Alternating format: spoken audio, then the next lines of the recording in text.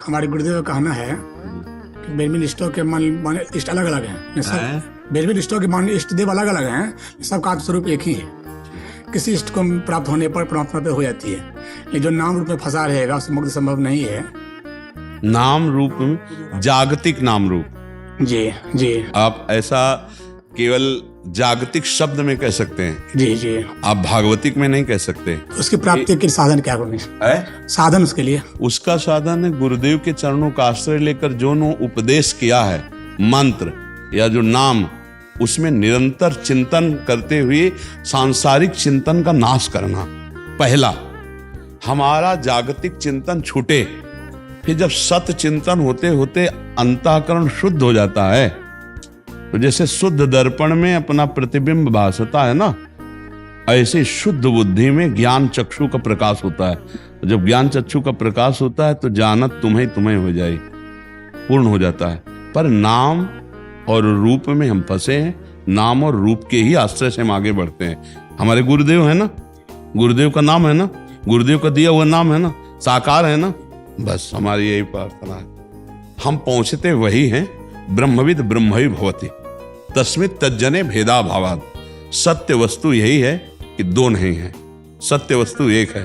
और मानी संख्या गुरुदेव, फिर उस संख्या को हम जब विस्तार में लाए सवाल में, तो अखंड मंडलाकारम व्याप्तमेव चराचरम, बस बात बन गई। कोई भी मान लो, राम बोलो, कृष्ण बोलो, हरि बोलो, कोई भी बोलो, वो एक है। और वही एक अनेक में है, अनेक में एक और एक में अनेक का जो दर्शन कर लिया, वही सिद्ध ज्ञानी। यो माम पश्यति सर्वत्र सर्वम च मयि पश्यति तस्याहं न प्रणश्यामि सच में न प्रणश्यति। वो अधूरा ज्ञानी है जो किसी का खंडन करता है। संपूर्ण ज्ञानी वही है जो है, बस है। इष्ट का सूक्ष्म रूप प्राप्त करने के लिए है, सूक्ष्म रूप में जाएंगे तब उसका असली नाम मिलेगा। सूक्ष्म रूप प्राप्त करने के लिए चिंतन चिंतन अनन्य चेता सततम यो माम स्मृति नित्य सा, जो नित्य केवल मेरा चिंतन करता है। अब उस मैं को आप किस रूप में लें, वो गुरुदेव से पूछिए। अपने गुरुदेव प्रदत्त उपासना में ही अपनी चित्त वृत्ति अनन्य करनी चाहिए। जो हमारा स्वरूप है वो अचिंत्य है, वो चिंतन वाला नहीं है। तो पहले चिंतन से संसार के चिंतन रहित बने, संसार की भोग वासनाओं के ऊपर उठें, स्थूल सूक्ष्म कारण तीनों से परे हों, तब हमारा अचिंत स्वरूप है। और वो चिंतनीय नहीं है, वो अपने आप से अपने आप में स्थित है। समझ पा रहे हो हमारी बात? चूंकि ज्ञान मार्ग की तरफ खिंचाव वाली वार्ता है, इसलिए आपको इस बात को कह रहे हैं। हाँ, पूर्ण ऐसा भक्त पूर्ण होता है। ज्ञानी को भगवत प्रेम संबंधी बात में हो सकता है चूक हो जाए, तत्वबोध में नहीं चूक है, लेकिन प्रेमी को तत्वबोध भी होता है और भगवत प्रेम भी होता है। वो भगवान की नाम रूप लीला धाम की भी महिमा को जानता है और इनसे अचिंत्य को भी वो जानता है। वही सबसे परे है और वही सब में भरे है, वही चिंतनीय है, वही अचिंतनीय है। वासना वासुदेवस्य वासितम भुवनत्रयम् सर्वभूत निवासोस्मि वासुदेव नमोस्तुते। और वासना हटी तो वासुदेव ही वासुदेव है, कोई है नहीं दूसरा। वही ब्रह्म है, वही परमात्मा। सूरदास जी महाराज एक पद है कि अपने जान में बहुत कड़ी से मनसा वचकर्म सुमृति नहीं नैन धरी। और फिर कहते गुण बिनु गुण स्वरूप रूप बिनु नाम ले श्री श्याम हरि। तो कृपा अपराध से अपने समो सूरते बिगड़ी। तो मनसा वाचा कर्म अगोचर सुमृति नहीं नैन धरी, कहते उसको मैं नहीं पकड़ सका। आप हमको ये बताइए कि चिदानंद को क्या नेत्रों से देखा जाता है क्या? जो सबका परम प्रकाशक है उसको पर देखा जाता है? ऐसा नहीं है कि ना देखा जाता हो। अगर नहीं देखा जाता तो फिर वर्णन कैसे है? तो तीन नेत्र हैं, एक है चर्म चक्षु, और बुद्धि में एक होते ज्ञान चक्षु, और एक हृदय में होते प्रेम चक्षु। तो गुरु कृपा से ज्ञान चक्षु जब प्रकट होते हैं तो मायामल का नाश हो जाता है। तो जो सत है उसी में रति हो जाना प्रेम कहा जाता है। तो जैसे हम साकार भगवान की आराधना करते हैं, तो वही परम तत्व आज जो हम चिंतन करते हैं वही हमें दिखाई दे रहा है। आज हम नानात्व का चिंतन कर रहे हैं तो वही नानात्व रूप में भास रहा है। अगर हम उसका श्याम रूप में चिंतन करें तो जित देखो तित श्याममयी, और उसका राम रूप में चिंतन करें तो जड़ चेतन जगजीव जत सकल राम में जान। और हम अम्बा रूप में चिंतन कर रहे थे, देवी प्रपन्नार्थ हरे प्रसीद प्रसीद मातर जगतो खिलस्य प्रसीद विश्वेश्वर पाहि विश्वम तुम ईश्वरी देवी चरा चरस्य अम्बा चराचर। तो है कौन कौन चराचर में? बोले एक ही तत्व, जैसे चिंतन करो।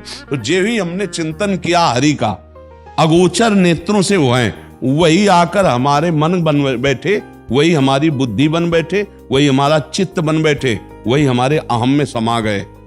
हमारी मन बुद्धि उनकी तक नहीं पहुंच सकती। राम तर्क बुद्धि मन बानी, लेकिन राम जी तो बुद्धि मन में आके बैठ सकते हैं। इंद्रियाणाम मनस्यास्मि। तो भक्त अपने मन के नेत्रों से उनको निहारता है, और मन के नेत्र कहाँ खुलते हैं? यहीं खुल जाते हैं। ये खुले हैं तो सामने, बंद है तो सामने, कोई अंतर नहीं रहता। पिय मूर्ति नैनन बसे तेहि रस रहाय समाय, ये लक्षण सुन प्रेम। ये केवल प्रवचन नहीं दे रहे, ये केवल प्रवचन नहीं दे रहे। जो अनुभूति की चर्चा है वो काशी विश्वनाथ जी के प्रसाद में है, और जो प्रेम की चर्चा है प्रियाजू की चर्चा में कहे, पी मूर्ति नयनन बसे तेहि रस रहाय समाय, ये लक्षण सुन प्रेम के और न कछु सुहाय, और न कछु सुहाय फिरे अपने रस मातो, कुटुम देहते जाए छूट सब ही विधि नातो। इसी मन में प्रिया प्रीतम, मन में प्रभु। मन प्रभु तक नहीं जा सकता, प्रभु मन में आके बैठ सकते हैं ना, इस पर कोई तर्क तो नहीं है ना, वो आके बैठ सकते हैं ना। तो प्रेमी जनों के प्रेमाकर्षण में वो आके बैठ जाते हैं। जो मन भगवान श्री कृष्ण ही हैं, लेकिन विमुख होने पर हमको काम क्रोध लोभ मोह मद मत्सर की तरफ आकर्षित कर रहे थे, वही जब हम अहंकार त्यागने के लिए गुरु चरणों का आश्रय लिया, तो वही मन ही श्री कृष्ण बन गया, मन ही ब्रह्माकार हो गया, मन ही ब्रह्ममय हो गया। कोई अंतर नहीं पड़ता। जो आत्मा है वही वही है, दूसरा कोई नहीं। इंद्रियों में पावर, जो इंद्रिय तत्व है, जो मन तत्व है, जो बुद्धि तत्व है, ये उसी से प्रकाशित है। ये सब वही है, कुछ और नहीं है। त्रिगुण भी वही है। सर्वम खलमिदम ब्रह्म ने नानास्ति किंचन मत्ता परतरम नान्यत किंचिदस्ति धनंजय ईशावास्यमिदम सर्वम यत् किंचे जगत्याम जगत। कुछ और नहीं महाराज, बस सवाल हल करना है। सवाल हल हो जाए, एक अंत प्रकाश हो जाएगा। तो उसके लिए अंधकार तुम्हें महाराज जी केवल सवाल हल करने में स्थूल सूक्ष्म कारण है। तो युक्ति भी चाहिए अंधकार तोड़ने के लिए। गुरु की युक्ति चाहिए। हाँ, मंत्र मूलम गुरु वाक्यम मोक्ष मूलम गुरु कृपा। साधना दे अभिमान पुष्ट कर सकती है, यदि अभिमान नष्ट नहीं, वो गुरु से होता है। उनकी चरण पादुका माथे पे रखने से होता है। रहु गणित तपसा न याति न चेज्या न निरूपणाद गृहाद्वा न छंदसा नैव जलाग्न सूर्यो बिना महत्पाद रजोभिषेकम। दूसरा उपाय ही है महाराज, सब कुछ वही है, बस सवाल हल करना है।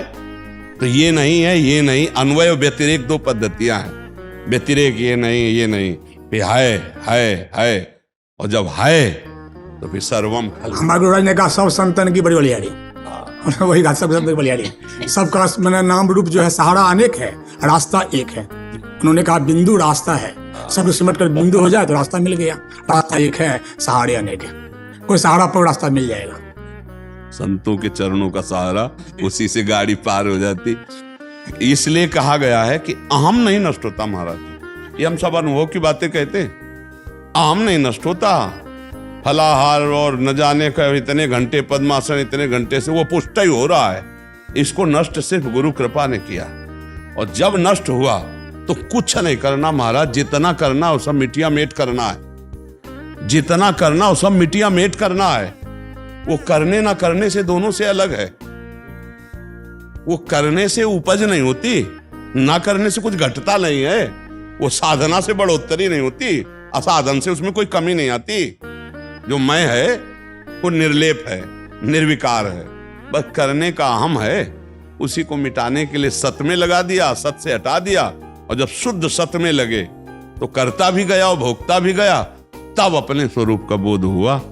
कर्ता भोक्ता को बोध थोड़ी होता है। कर्ता भोक्ता तो अज्ञान ही रहता है। और अज्ञान जब नष्ट हुआ, अब ये ऊंची बातें भाई लोगों की समझ में आ रही ना हो, लेकिन लक्ष्य आपका है इसलिए चर्चा हो रही।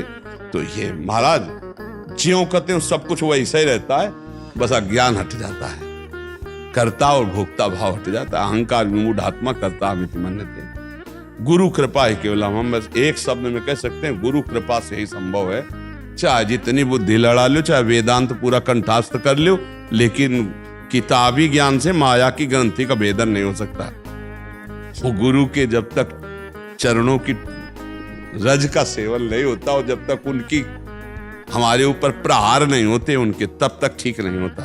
जब हमारे अहंकार पे चोट मारी जाती है, वो गुरु ही मार सकता है, क्योंकि दूसरी जगह गर्दन फंसा नहीं सकते।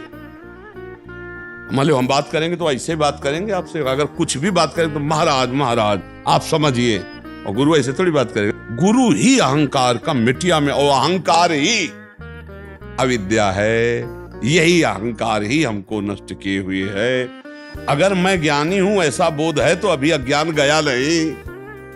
मैंने ब्रह्म बोध प्राप्त कर लिया अगर ऐसा है तो अभी अज्ञान गया नहीं, क्योंकि वो बैठा है फल फैलाए आम।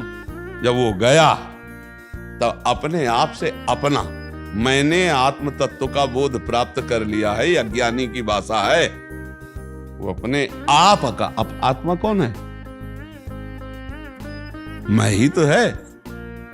अंधकार रहने से तो अज्ञानता होती ही है, अंधकार टूटेगा तो क्या चाहिए?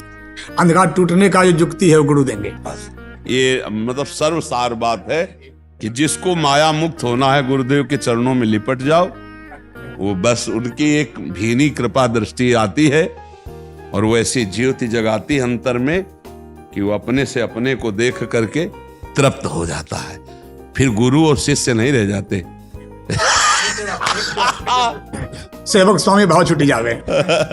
फिर वो एक अद्भुत स्थिति होती है, एक में दो और दो में एक, एक में दो और दो में एक। क्योंकि प्रेम गली अति सांकरिता में दोनों समाये हो तो एक रहे, पर खेल जब होगा तो दो में ही होगा। तो फिर ये द्वैत का व्यवहार केवल होता है, गुरु शिष्य का स्थिति एक होती है। व्यवहार में जो त्रुटि करे वो भी अज्ञानी होता है। अब गुरु के सामने ऐसे थोड़ी कि हम तो एक ही हैं, नहीं, गुरु के सामने प्रणिपाते साष्टांग दंडवत दैन्य भाव। पर तत्वबोध में कोई अंतर नहीं है, तत्वबोध में द्वैत नहीं है, भाव व्यवहार सेवक स्वामी भाव छुटी जावे, एक हो गए।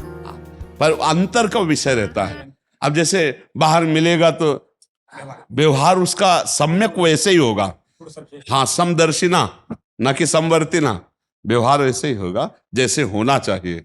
स्थिति में अभेद रहता है, उसका जो स्वरूप है वो अभेद स्थिति में रहता है। बड़ी कृपा करी, आखिर चर्चा भागवतिक हो गई जी।